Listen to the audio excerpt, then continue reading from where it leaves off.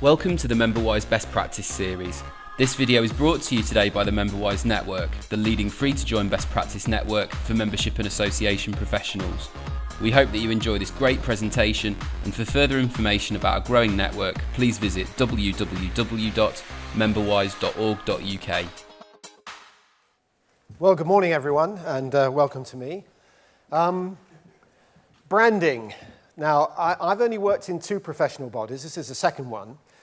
I won't mention the name of the first one, but it's a well-known chartered institute. And when I joined it, I remember the finance director came up to me and said, I don't understand brand, and I don't understand marketing, and I don't understand what brand brings to an organization. So I thought, okay, this is going to be interesting. And we were actually just about to embark on a rebrand in that organization, which we did, and it seemed to be very successful. But it was always an uphill struggle, I found, in that organization, as I'm sure there are in many membership bodies, where people view marketeers and people who deal in brand as that sort of soft, fluffy stuff. How's that going to actually add value? And he kept coming up to me saying, where do I see the impact on the bottom line? Now, it's very hard to draw a line from brand to the bottom line, but I'm hoping that over the 3 years I was there, we did show that it did have some filter through in a whole number of ways. And I'm going to try and I'm going to reference it to my current organization, which is the Healthcare Finance Management Association. Now, I've just mentioned something about finance directors. When I joined the HFMA, of course, this is the professional body for finance directors. So I had quadruple the amount of trouble that I had in the previous organization, because the trustees, when we talked about brand and marketing, really, they just see this as a cost.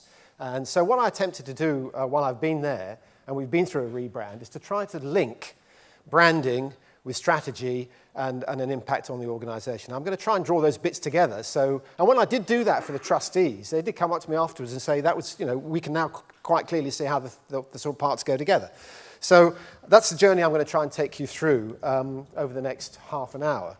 And, sorry, let me just move it. So this is it. So these are the three things. We're going to explore the value of branding, linking brand to a membership body strategy particularly, and reviewing in the context of the HFMA, which is the organization I now belong to.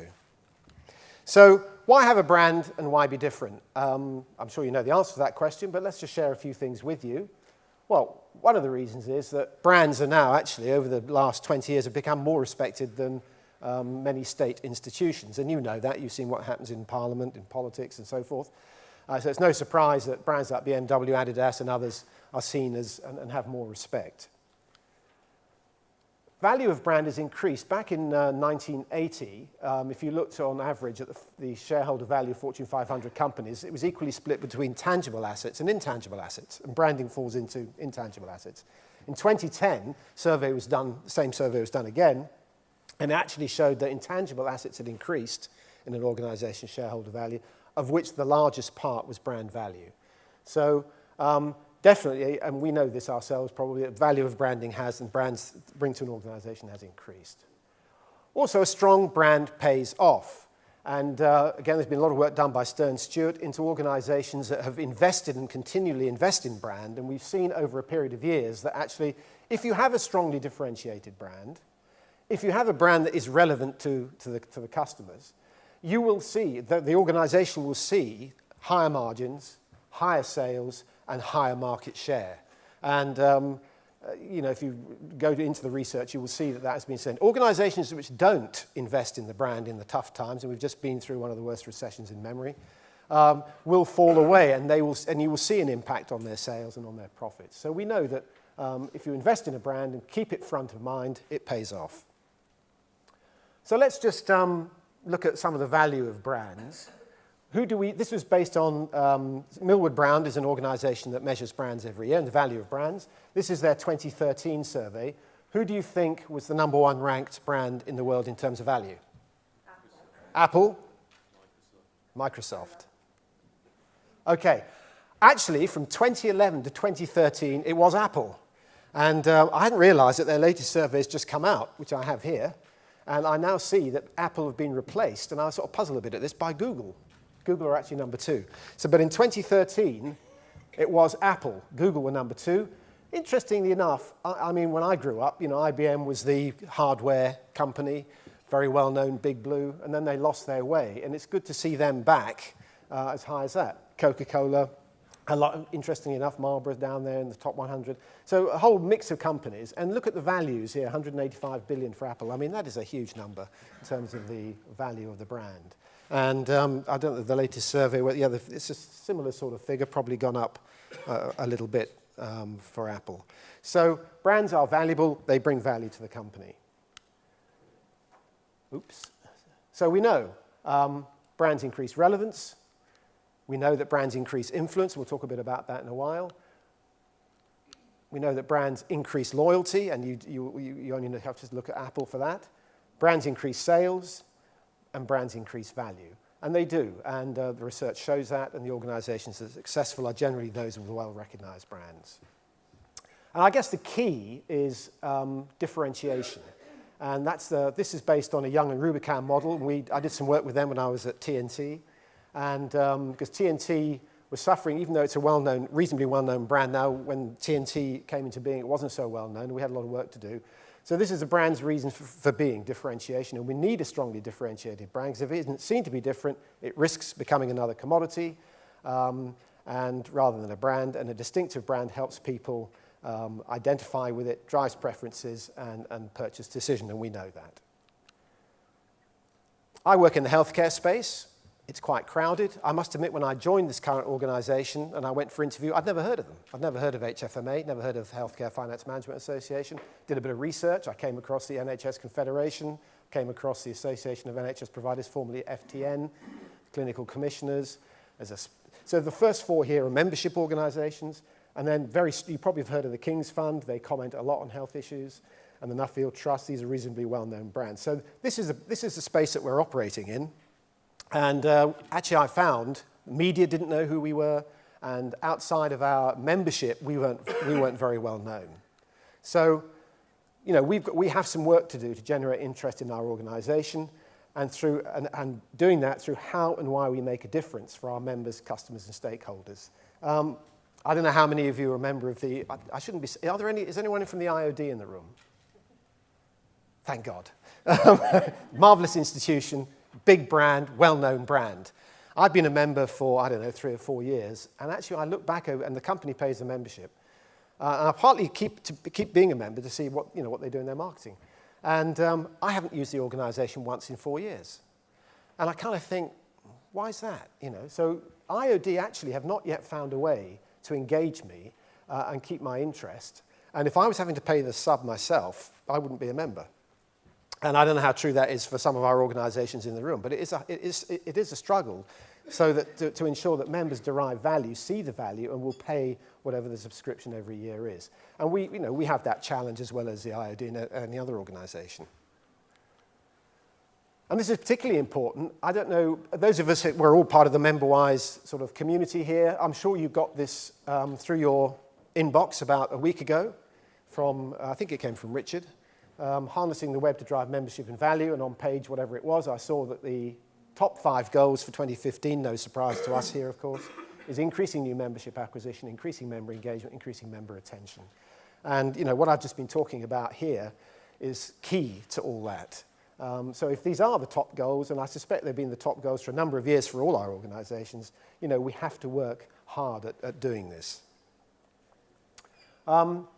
And we also, one of the things we don't do very well in trying to achieve these things is build emotional resonance. Now, what do I mean by that? I was lucky enough, actually 10 years ago this year, to be part of the founding team of TNT Post. Now, you may remember 12 years ago, the postal market was dominated, and still is, by Royal Mail. There were no other postal companies in the market. There are now several postal companies in the market, of which TNT Post is the second largest. We launched it in a shed in Maidenhead 10 years ago, and I was one of the team of 3 that did that. And once we launched, about a year or 2 in, our sales guys were going into big clients, British Gas and so forth, and trying to convince them that they should put their posts through TNT Post. And a salesman came to me one day and said, "I'm really struggling with this," he said, "I can give them 5 good reasons why they should do it. We're cheaper, we have more efficiency, we can tell them where their mail is in the chain. Royal Mail can't do that, X, Y, and Z. But they will not give me their business." And I sort of thought hard about this, and I said, well, you know why? Because we're giving them lots of logical, rational reasons as to why they should switch. What we're forgetting is the whole emotional connection to do with Postman Pat, Royal Mail, 350-year heritage, the Queen, postie coming up the drive in winter. When you go on holiday, he takes your mail for you. There's a whole emotional attachment to Royal Mail. And any challenger to Royal Mail is really going to struggle unless they can build their own emotional attachment. And so that's a challenge we had to think about and how we did that. We're all very familiar with this character, Compare the Market. I'm not saying that we should go out and get meerkats or cuddly toys or something, but there's an emotional involvement there. And we've also seen the emotional attachment to Apple. And every time they release a product, the queues are stretching down the outside every store that they have. So one of the things that we're trying to do it in HFMA now is we've looked at if you went to an exhibition of ours a year ago, you would have seen on the stand 10 member benefits, and I'm sure they're all similar for you. Magazine, news service, publications, CPD, whatever they are, all good stuff. But there's no emotional involvement necessarily in there. So if you went to our exhibition in the year just gone, we've done a bit of work on, well, why do people belong to our organization? They don't have to belong to our organization. They're all qualified accountants. And we realized that the emotional attachment was because they feel they're part of a family. The NHS started in 1958. A bunch of finance directors got together and said, we need to exchange, advice and information here in this new world of health. So they formed back then, of course, they formed a drinking club. I'm sure they wouldn't form a drinking club now, but they formed a drinking club. They used to do it once a month in London and exchange, well, what's happening up north, what's happening down in Cornwall, and so on. And then it became a dining club, and then eventually it moved into a professional association. And when we talk to prospective members now, it's not about those hard benefits that they get. It's about, this is your family. If you want to find out what's happening in the NHS on the finance side of things, you need to belong to this family. You need to get their support. You need to add their voice and influence the health agenda. And it's all to do with the value they can bring, the value that they can gain from it in that sort of sense, as opposed to the hard benefit. So, emotional resonance. I could talk a lot about that, but I'll cease there. Just to finish off that piece, this was a great quote I came across many years ago. Revlon. What are Revlon selling? Apart from cosmetics. What are they selling? You ladies. Well, this is what the founder, Peter Revson, said Revlon was selling many years ago. In the factory, we make chemicals. In the store, we sell hope. Right, you can tell me whether that's right or wrong. And then a slide I particularly like, because here I am addressing a bunch of accountants who really don't like marketeers or marketing or brand because it's a cost. And I took great delight in putting this slide up in a similar presentation I was giving to them. What are Harley-Davidson selling? Harley-Davidson is very clear about what it's selling to its customers, and it isn't motorcycles. So therefore, what are they selling? This is the MD. This is what he said. Harley-Davidson sells to 43-year-old accountants the ability to dress in leather, ride through small towns, and terrorize people. I love that, because I'm talking to accountants, they all look at me. And one or two of them said, yeah, I've got a Harley-Davidson. That's probably about right. So, when we think about brand and we think about our organizations, we know what the rational things are, but let's try and think of what the other side of that coin is in an emotional sense. Okay, so that's a bit about branding, why it's important, why it's valuable. But how do we link it to strategy of an organization like a membership body, and where does it fit in? So let's talk a bit about that now. Here's an approach. I'm going to just take you through a little model. Has anybody heard Rita Clifton speak? No? She's a former chair of Interbrand, strong advocate of brand and marketing, and she said, a brand should be the organizing principle of a business and the focal point for its strategy. Every business should organize itself around its brand and what that stands for. And I'm just going to talk a bit about that. So in terms of what our brand promise should be and what the principle is, it comes down to being clear on your vision, mission, and values in terms of setting out the strategy, and then your positioning and a little around about how the business is structured. When I joined my previous organization, and the current organisation. I did the same thing when I joined, when I walked around. I asked as many people as I could, can you explain to me the reason for being for this organisation? What's our raison d'etre? What's our vision, if you like? What are we trying to do here? And everybody I spoke to gave me a different answer. And nobody could give me one straight answer. Also, when I try to understand what the business did, and I'm sure your organisations are no different, a professional body is, even though it might only be small in terms of employees or small in terms of membership, it's actually a very complicated organisation. You've got lots of policy people, you've got learning and development, you've probably got a commercial function, you've got membership, you've got qualifications. There's a lot of stuff going on in a professional body. And trying to bring that down to a nutshell where somebody can easily understand it is quite difficult. When I joined my present organisation, which is a very well-run organisation, and our CEO is a very entrepreneurial guy, one of the questions, when we were talking about this, as to formulating our next 3-year strategy, which we've just done, was I was asking the same question. And again, he couldn't tell me. And I said, Mark, this is all very well, but why would I follow you over the cliff in this organisation? I said, you've said nothing that makes me, grips me here and says, I'm really going to follow you. So we did a lot of work about trying to say, what is that vision? What is that mission that we really feel passionate about? Therefore, if you say, follow me over this cliff, I'm going to jump up after you. So we did a bit of work around that, and I'll show you what the vision and so forth is in a second. And then we worked through the next stages. So let's just talk a bit about this. And also, it also comes down to explaining who you are very simply. And many people in my previous organisation, I was often asked, well, who are you and what do you do? And 5 minutes later, I'm still talking, and the guy's switched off and wandered off. So it's the elevator pitch, if you like. Forget it's a nice logo, but what is it? What is X, Y, Z, and what do you do? And trying to explain that in a clear way that everyone you ask says the same thing. We're all very clear and understand about what the brand stands for.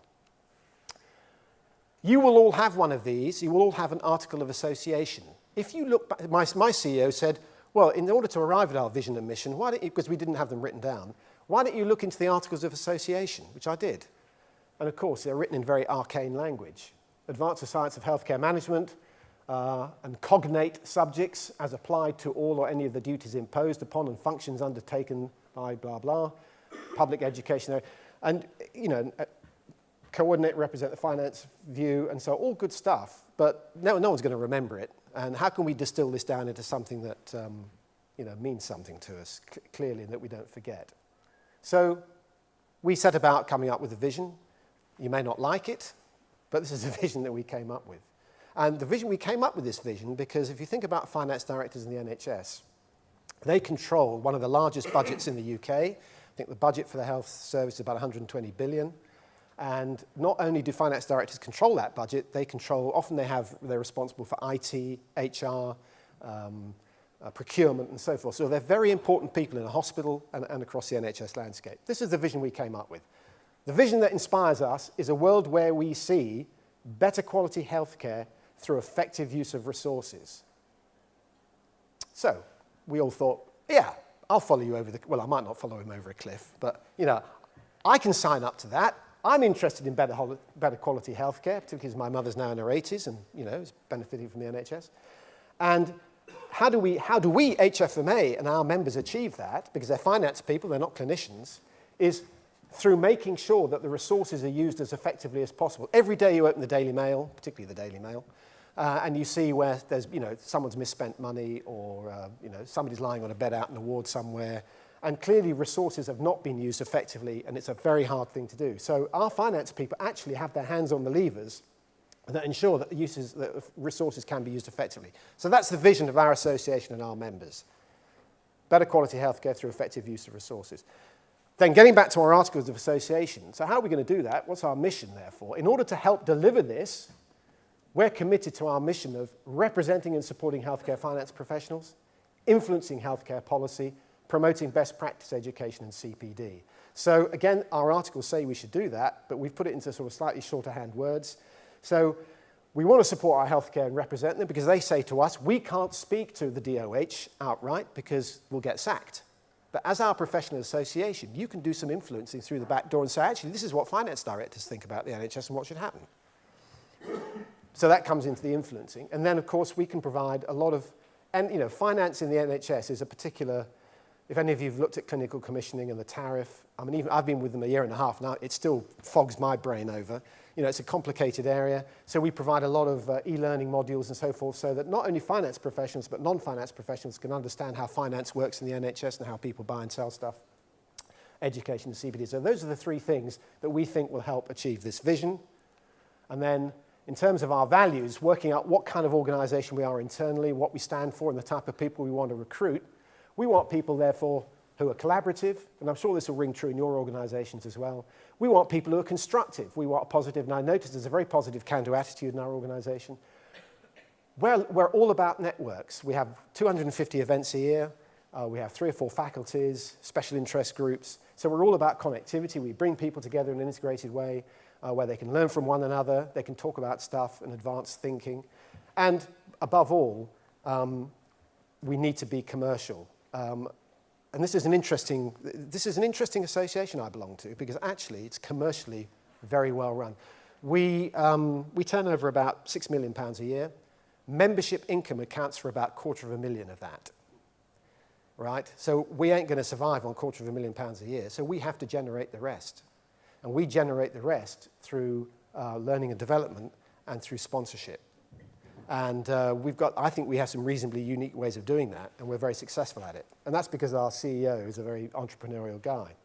Now, in my previous organisation, over 50% of the revenue came from membership subscriptions, and that was a £12 million turnover professional body. And we therefore spent a lot of time making sure that income from membership came in. But if you're in the position where you don't get a lot of income through membership, you've got to find different ways of doing it if you're going to, if you want to achieve your mission and achieve the vision that you've set out for yourselves. So that is our vision, that's our mission, and those are our values. The next part of this puzzle was around positioning and hierarchy and structure and trying to work out, I was speaking to, I hope you don't mind me calling her a young lady, earlier this morning, who is going to be speaking later on today. And she said that when she joined her organisation, and even now, she's been there just over a year, I think she said, a bit longer, even now she struggles to understand everything the organisation does. And I did at my previous organisation. So what I tried to do at HFMA was to break down, well, what is our organisation about? Well, it's about being a member organisation. It's about being a learning and development provider. And it's also actually, which doesn't sit well with charitable status necessarily, but we're also a media and event owner. And that's where we get a lot of our income from. So it's understanding and I did this at my previous organisation as well, slightly different model. But essentially, this is what we are. And all the bits of our organisation, like marketing, policy and research, the events team, support one of these 3 areas. Specifically in the member organisation part, I think what's unique to us, we're a professional body with individual members, and this gives us credibility. But we're also a trade association because we have organisational corporate members, if you like, who give us income, and because we get more income from the organisations that sign up to our faculties and our activity than individuals. Then if you look back, so how does this reference back to our vision and mission? Well, actually, if you look at our mission, it does, because the member organisation, we represent and support healthcare finance professionals, our members. They want us to influence healthcare policy, which we attempt to do, and in terms of learning and development, we promote best practice education and CPD. We have to have this nasty bit because this gives us the income to be able to do these things. So that's our 3-tier structure of our business, and which speaks to what our vision mission is and what the brand stands for. So, brand promise, that's the bits I've just outlined. How are we going to deliver that then? How does that play into our strategy in terms of what we do over a 3-year period? And how does that play into what we look like and how we come across? And of course, it's no surprise as a new marketing director coming to the organisation, I'm going to change the brand, aren't I? Every marketing director likes doing that sort of thing. Actually, they'd already made a move to do that before I came in. And so the first, as we were looking at the strategy, we also changed how we came across. Somebody earlier this morning was talking, I think it was a digital session before, the guy was saying, in your digital strategy that you should have common typography, common way of saying things, and you referenced GEL in the BBC, I think it was. Absolutely, and I noticed in our organisation we had lots of different typefaces, we had lots of different graphic treatments. We were a mess, frankly. And we needed to be, if we're going to get to this single consistent customer experience at the end of the road here, then we have to sort of get a bit more unified at this part of the process. That's what we did look like. Blue and green. I remember my grandmother saying blue and green should never be seen. I don't know whether that's these days in design, probably that's not the case. But we had sort of kind of a light green, we had a dark green, we had this horrible blue. Not many people seemed to like it, and so we were begging for a change. So what did we move to? Well, we moved to orange. That's not because I worked at TNT, which is an orange company, although that might be part of it. But we moved to orange because actually, if you look at the meaning of orange, it's health, well-being, physical activity, and so forth. That's actually the meaning of the color orange. And we also simplified the logo right down. And one of the things about coming up with a corporate identity, sorry, I hope there's no one from Smart Impact in the room. Is there anyone from Smart Impact? No? Good. If you put that on a board like here, and you actually try and you squeeze it down because you want to get it on a small bit of a page of A4, Smart Impact's going to disappear. You're not going to be able to read it. I don't know whether you can see Smart Impact down here, guys. I'm talking up a sponsor here. I'm sure they're an excellent company. But, a brand like this, a brand like Think, I think that would scale down. A brand like this would scale down well. So we came up with a circle with HFMA, because if we scale it down, it won't lose its identity. You can read it. So there's a number of things that went into why we arrived at this particular treatment. So this is how it looks on our brochures. And also we've gone an animation route. We've tried to also come up with a categorization so that, briefings are in purple, discussion papers are in yellow, our e-learning, learning and development is in green, our faculties are in blue, so that there's a common kind of color theme through this as well. A few more bits and pieces. And in fact, when we launched this brand in our new offices last July, the staff loved it so much that one particular guy, who actually works in IT, interestingly enough, so keen that he had to have his photograph taken in the branded gear, the man from Uncle. We loved it, so we popped that up all over the office. Bless him, Graham, he's a very nice man. But he went out and bought the orange tie. We didn't give him those. And the sunglasses. We didn't give him those. So, it's gone down very well with staff. We feel, everyone feels that we're united. We've got a sort of fresh strategy coming ahead of us, fresh look and feel and so forth. So, new logo is simpler and cleaner, increases visibility, we believe, looks more modern, it's fresh, aids recognition and recall, it's a warm, bright, welcoming color, signifies healing, rejuvenation, and we've also moved to one color as opposed to two, which aids reproduction, it's more economical to work with in print, and we believe it scales down more effectively. So some of the reasons why we've gone the orange route. Okay, now let's talk about how we link that into actual strategy and what we do. So this is the model I came up with, which I explained to our trustees, and the penny began to drop for them. So if we look at this in two halves, we've got the brand promise on this side, and we've got the brand delivery on this side. So on this side are the things I've been talking about. What is the culture of the company? Do we understand what the values are? Are the staff understanding what the values are and we can unite behind? And that's to do with the values. It's to do with the vision, it's to do with what we look like and how we feel, our identity, and so the softer stuff, if you like. And it all comes from the vision and what our mission is and our corporate identity. But then how do we then take that and play that into our objectives and our tactics and our strategy? So our strategy, we believe, and what we're going to try and do should stem from our positioning, how we see ourselves, what we represent, what we stand for going forward. So again, I think the chap in the session before, Simon, his name is, I don't remember that because I'm called Simon, he said, he had a slide up there of stacks of books. And I worked for HSBC for nearly 20 years in the Far East, and we used to produce mind-bending 5-year strategies that were literally kind of that thick. And they used to sit on a shelf somewhere, gather dust and never be seen again. We vowed we didn't want to go that route, so actually this is our 3-year strategy in this booklet. And it's very easy to read, and that's it. There's no, 3 inches of paper underneath. So we tried to simplify it and keep it very straightforward, and brand it up in the logos and so forth that you see. And it's about these things. And I suspect these are you should share these because I'm sure they're common to your organizations as well. The first is about providing excellent member networks and services. The second is about our voice and influence. The third is about building on our policy and technical work. The fourth is about expanding our learning and development opportunity. And none of this could happen unless we manage ourselves effectively as a business and bring commercial income in through the door. But this is about, going back to that three-tier model, it's about membership, it's about learning and development, and it's about commercial, being a media owner, event owner and broker, but also very clearly there's a lot of stuff going on here where we're increasing our voice and influence and building on our policy and technical work. So, for example, I won't read it all out.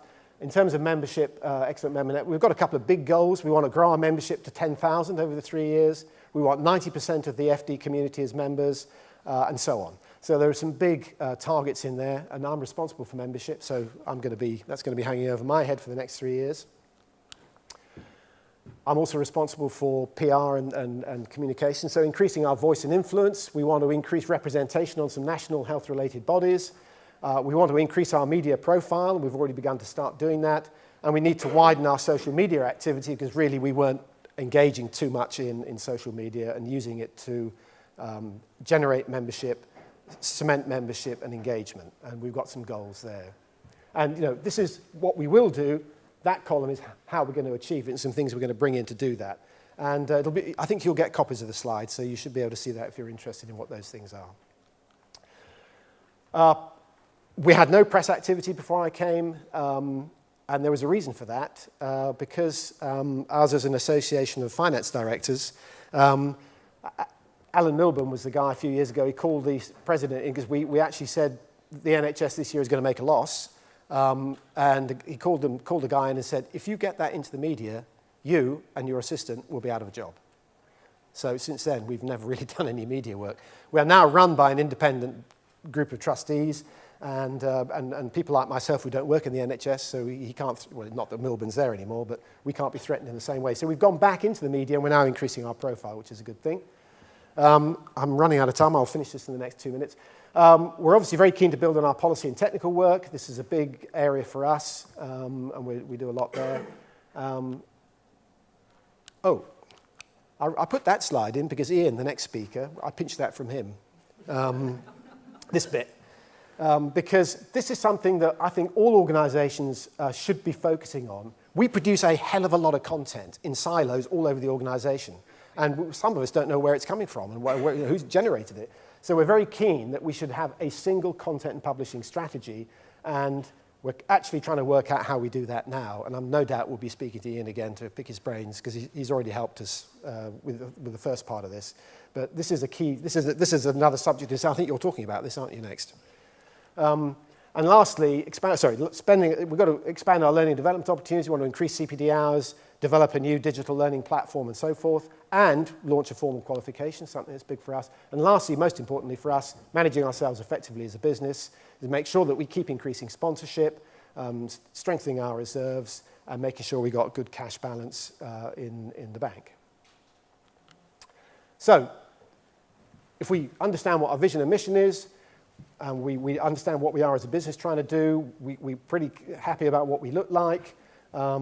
We have a strategy in place that, underpinning that, what I've described, that we have the right products, the right people on the bus, we know what our processes are, we just brought a new CRM system in, our communications are good, we understand our pricing, blah, blah, blah. Hopefully we arrive at a single consistent customer experience, our members are happy, and the business continues to grow, and that's the delivery bit. That's it. So that's brand linked to strategy. So thank you very much for your time.